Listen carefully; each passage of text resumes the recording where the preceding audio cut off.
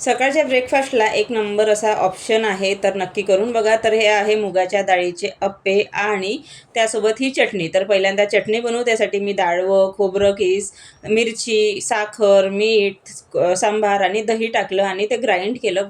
Grind करत असताना थोडंसं पाणी टाकलं आणि पाणी टाकून चांगलं वाटून घेतलं. आता एक ते छोट्याशा वाटीमध्ये काढलं आणि वाटेल तशी तुम्ही कन्सिस्टन्सी चेंज करा. म्हणजे थोडंसं पाणी टाकून नंतर पाणी टाकलं की मिठाचं प्रमाण तुम्ही चेक करून त्यामध्ये मीठसुद्धा ॲड करू शकता. त्यासाठी तडका बनवूया आता. तर इथे थोडंसं तेल घेतलं, त्यामध्ये मोहरी, जिरं, कढीपत्ता, लाल सुक्या मिरच्या, थोडासा हिंग, तडका रेडी आहे आणि छान असा कडकडीत तडका त्यावर टाकायचा. मस्त असं चटणी रेडी आहे आपली अप्प्यासोबत खाण्यासाठीची. तुम्ही हे कोणत्याही पदार्थासोबत खाऊ शकता. तर इकडे अप्पे बनवून घेऊया. तर इथे मुगाची डाळ मी 4 ते 5 तास भिजत ठेवली. भिजत ठेवल्यानंतर ती मिक्सरच्या पॉटमध्ये टाकायची. थोडंसं पाणी टाकून ग्राइंड करून घ्यायची. एका वाट्यामध्ये काढली.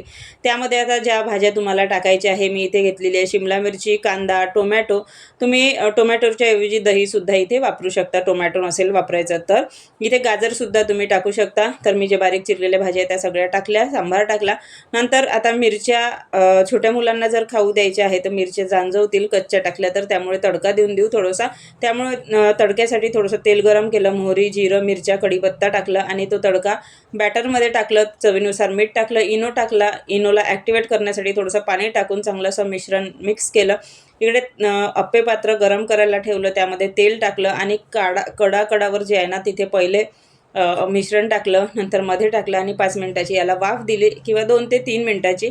त्यानंतर याला छान असं पलटी करून घ्यायचं. थोडंसं तेल टाकायचं शिजण्यासाठी, अगदी थेंब आणि याला पुन्हा 2 ते 3 मिनिटाची वाफ द्यायची. अप्पे रेडी आहे. एकदम परफेक्ट अप्पे रेडी होतात.